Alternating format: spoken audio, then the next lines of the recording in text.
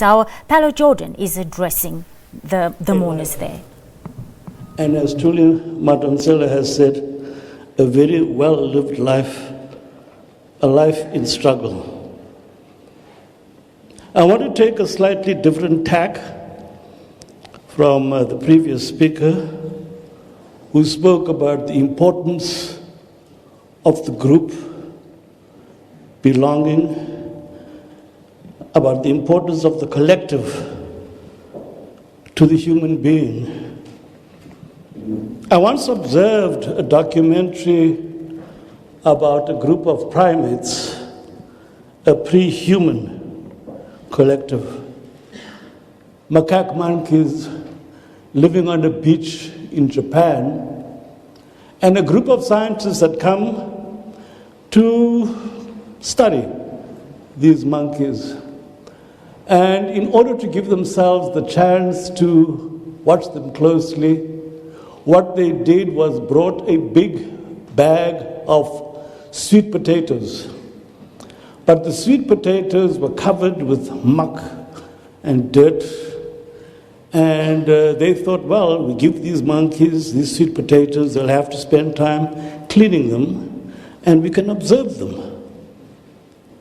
They did it. They brought the bag, they dropped it there, and of course the monkeys took up the sweet potatoes, started cleaning them to eat them. But one female monkey broke with the rest of the troop, and she took her sweet potato, walked down to the water, and she washed it. And she washed it, it was clean, and she ate it. The others observed her and said, hey, that's a good idea. And they all went down and washed their sweet potatoes and ate them. Now, I think that is also a dimension of collective life we should never lose sight of. Because much as the collective is important for the human psyche, for the well-being of the human being, and for what is the perceived collective good, so too is the one who breaks ranks, the pioneer, the one who thinks slightly differently from the rest, is just as important for the good of the collective. We must never lose sight of that. Ben Turok was amongst a group of immigrants from the Baltic states who settled in South Africa during the 1920s and the 30s, and who played a very significant role in our liberation movement, specifically the socialist component of that liberation movement. In that respect, the song we just heard about the high places made plain and the valleys being exalted and the crooked straight is a very important dimension also of the human vision. And that's what socialists strove for. Because of the singular contribution this group of immigrants made, their names have become legendary. Ray Alexander Simons, Ray Adler, Eli Weinberg, Joe Slover, these amongst the roll of honor in our struggle. And I think to that list we can also add the name of Benjamin Turok. Benny acquired a national profile during the 1950s, shortly after the Defiance campaign, when a collective was created to try to bring together those whites who were committed to democracy to take an active part in the struggle for freedom. It was founded in 1953 and it dubbed itself the Congress of Democrats. Ben Turok was its first general secretary. Coming into politics at that point, the 1950s, historic moment characterized by mass struggles, unprecedented in the past, he was, in a sense, thrown in at the deep end, deployed to the front lines almost immediately. And he remained there, and he played a very distinguished role in that capacity till the end of his days. When Comrade Benny passed away, a journalist asked me to comment on his passing.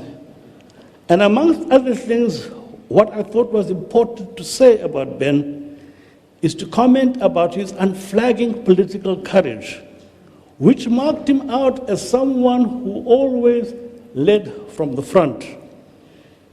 As we saw from the slide, he was very integrally involved in the campaign for the Congress of the People. He played a very prominent role at the Kliptown Conference itself. He was amongst the treason trial accused in 1956.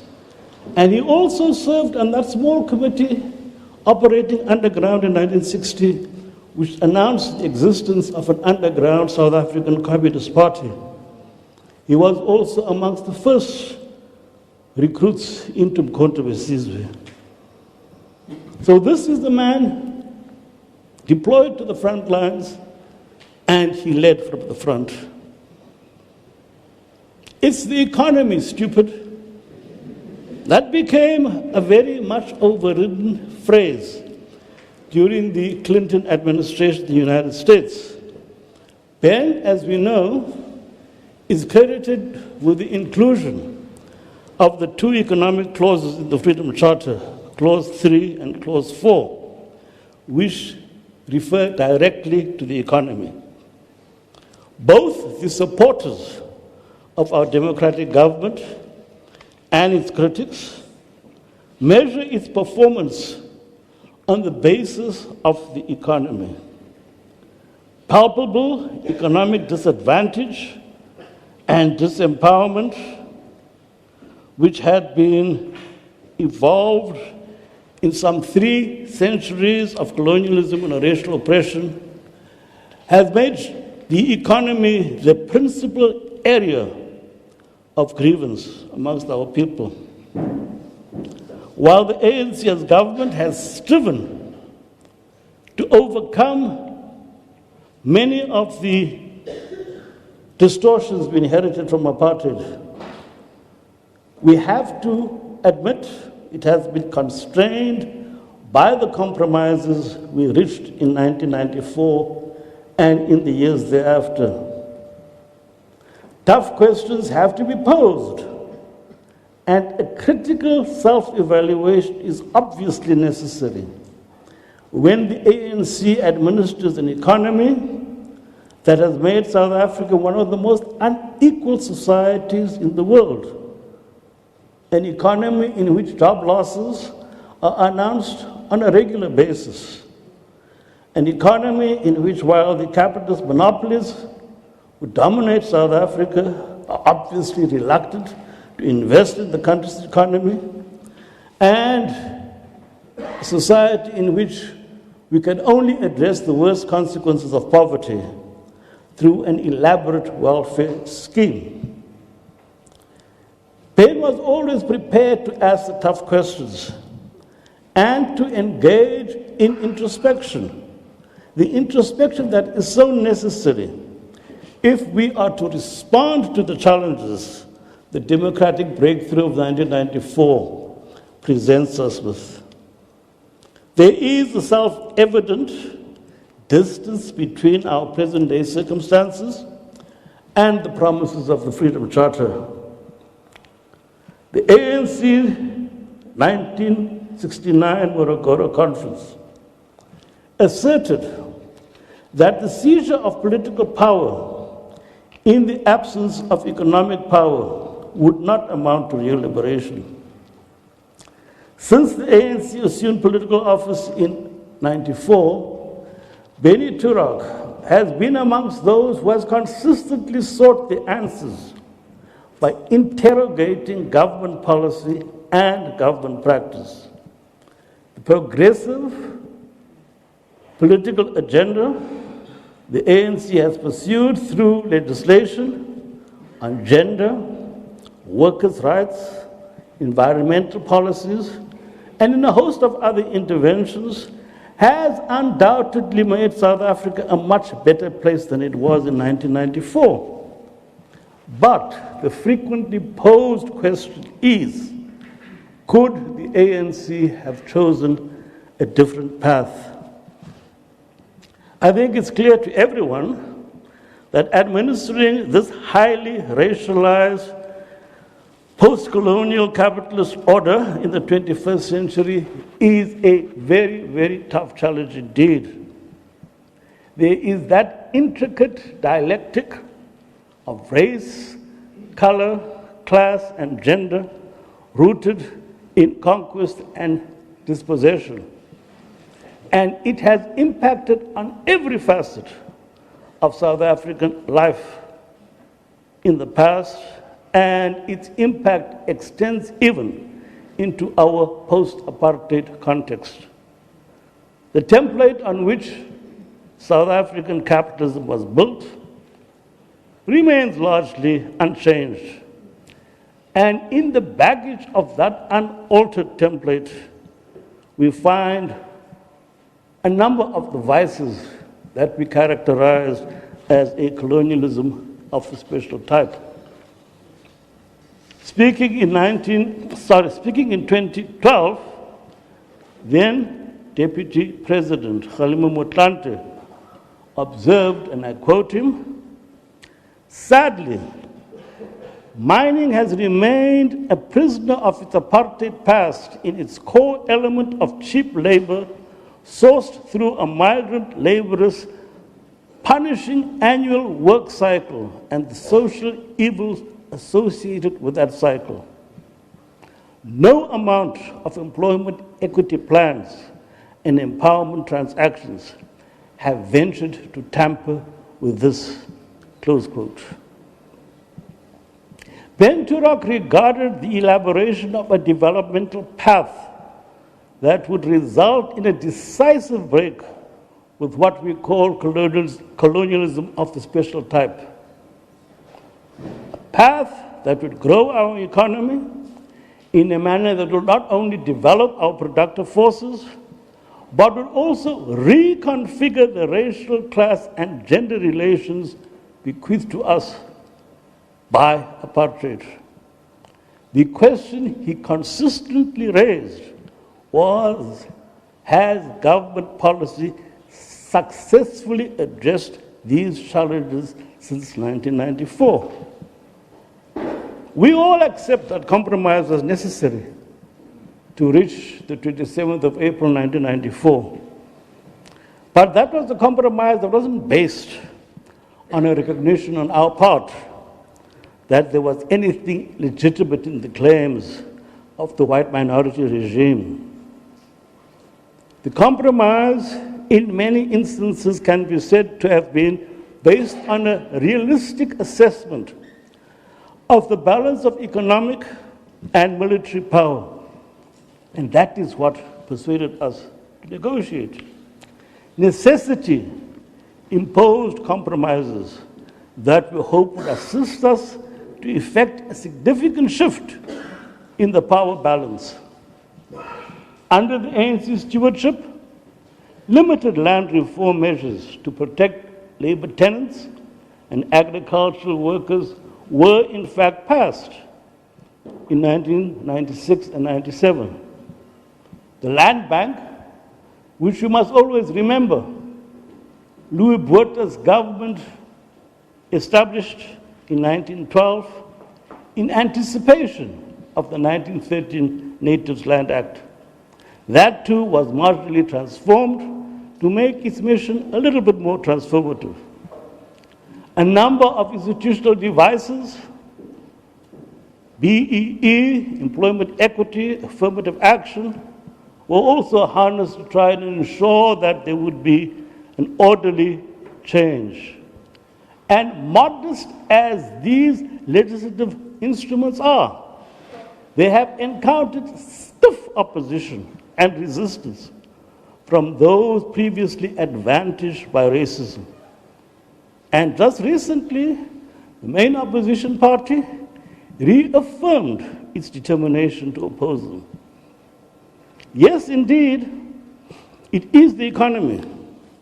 And those who dominate it and control it in the last instance continue to determine the future of our country. At that same Morogoro Consultative Conference, the ANC had adopted a document that says inter alia, and I quote again, "Our nationalism must not be confused with chauvinism or narrow nationalism of a previous epoch. It must not be confused with the classical drive by an elitist group among the oppressed people to gain ascendancy so that they can replace the oppressor in the exploitation of the mass." These were themes that were underscored in the Green Book, which the ANC produced in 1979. And in that Green Book, there's even greater emphasis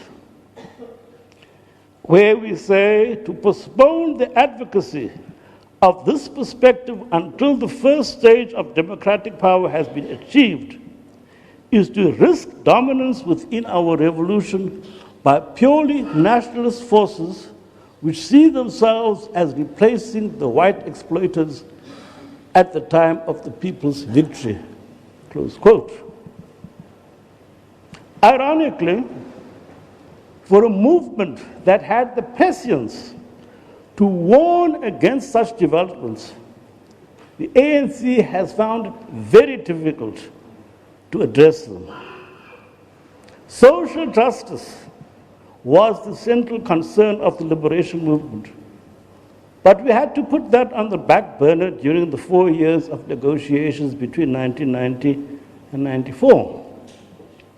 But once we're in political office, many argued that there was no alternative, that it was far wiser that we adopt our own structural adjustment program, lest one be imposed on us by the IMF. The outcome, as we know, is that there is now a huge social deficit expressed in the Gini coefficient, that yawning gap between the rich and the poor, and also expressed in our highly gendered and racialized poverty. The old exploiter classes have not been replaced. What tends to happen is the assimilation of the emergent black capitalist classes by those old exploiter classes who have never relinquished power.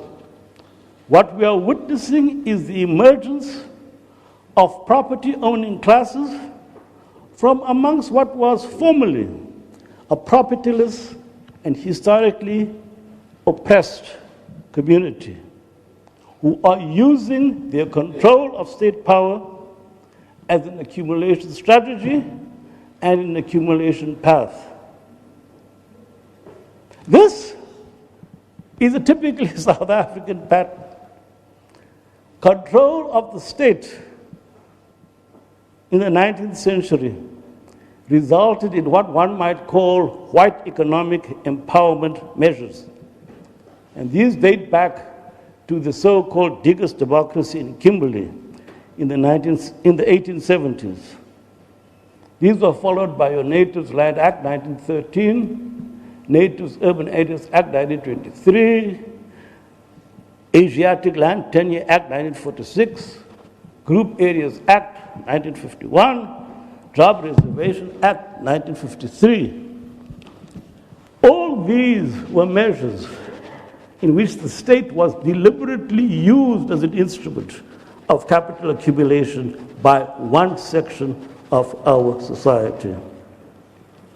The rapacious character of these emergent black property classes emulates the conduct of their white predecessors almost in every respect. The scandalous conduct testified to in the Zondo Commission is almost an exact rerun of the conduct of the landlords of the past and of the Van der Merwes and Hogenheimers of the Cape just a few decades ago.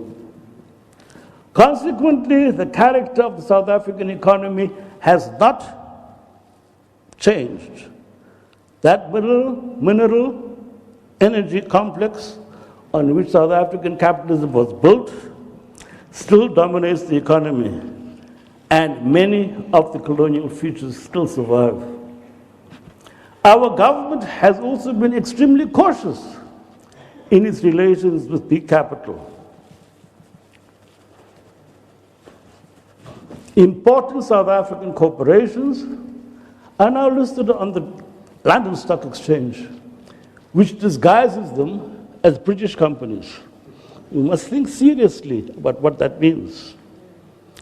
After 1994, the ANC in government has regrettably presided over the emergence of a rapacious black bourgeoisie who are determined to emulate their Anglo and Afrikaner predecessors, employing control of the state as the accumulation path. A crisis of confidence in the leadership of the ANC has found expression in events like the Marikana massacre in 2012, in the loss of key municipalities during the 2016 municipal elections. And that included Port Elizabeth. That included Port Elizabeth.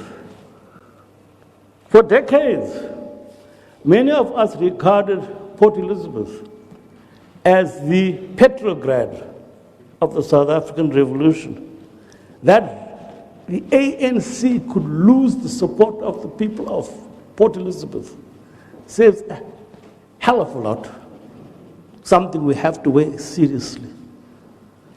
All that owing to massive abstention on election day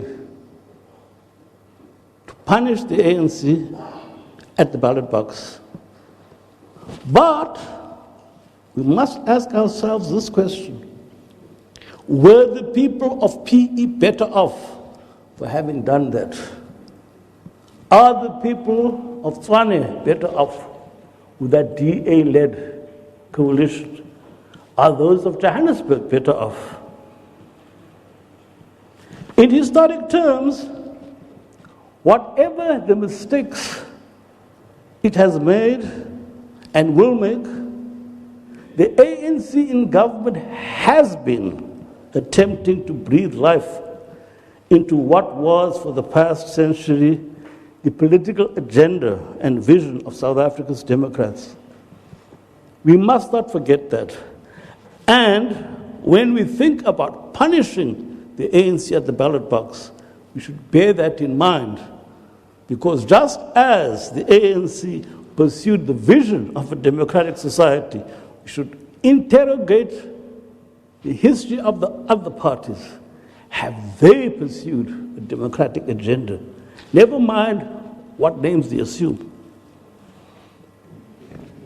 The struggle of the peoples of the Third World, whom Frantz Fanon dubbed the wretched of the earth, has indeed made very impressive gains since the end of the Second World War. But none of these struggles has yet produced a society in which the quest for freedom has not been compromised for the sake of the struggle for bread. When the ANC assumed office in 1994, it undertook that it would pursue these two objectives in tandem, and its performance will be judged on how successfully it navigates that course. Way back in 1997, seems a long time ago now, I had, in a paper that I wrote, suggested that the South African transition was an unfinished revolution. And though I still hold that our revolution is incomplete, we must recognize that it has wrought impressive social political changes. Democracy required at least two basic conditions. One, an adult suffrage, and two, the repeal of all racist laws that institutionalize racial inequality. Democracy threw open the doors of opportunity to those formerly barred, and the statutory abolition of racism has so transformed the political culture of our country that the political traditions, principles, and values advocated by the liberation movement have now become hegemonic in South Africa. There's no political party that contests elections in this country that dares say it is for racism, that dares say it is for racial inequality, that dares say it is opposed to the idea of universal franchise. But you'll all remember, these were treasonable ideas not too very long ago. So the lives of millions of South Africa have changed. But the societal outcomes produced by racial oppression still dominate the lives of far too many of our people. Political circumstance and our own tactical reasoning persuaded us to accept much less than what we had fought for in 1994. We reasoned then that democracy would be a significant strategic beachhead for further advance.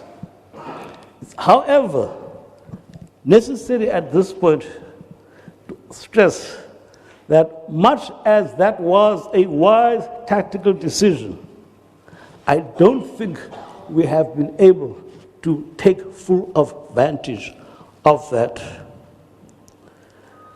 The ANC and the movement it led had the strategy to galvanize the social and political forces across class and race lines to defeat the racist regime.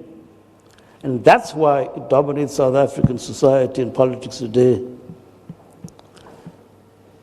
Like many of us who were in exile, Ben had the opportunity to observe the lived experience of post-colonialism in Africa and in Asia.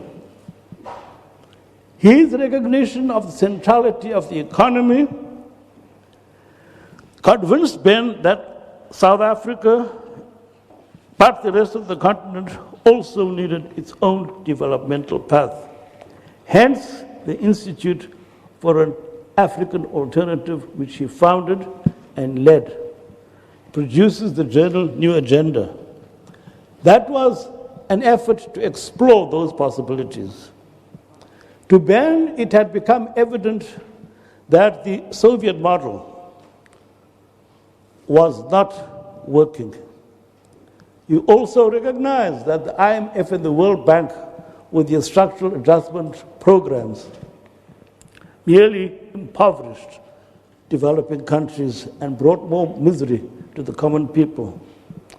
Amongst ANC supporters and the veterans of MK, there is a profound appreciation of the maladies afflicting our country's economy. And we have tried to mobilize all sectors of our society to try to address them. But I think if we seriously want to raise our nation's morale, the challenge facing us is to renew the movement that led this country to freedom, because that movement sadly needs renewal. Ben dedicated the last years of his life to doing that. And as we celebrate that life in struggle, I think the best way to honor Benny is to keep on fighting. The struggle continues. Thank you.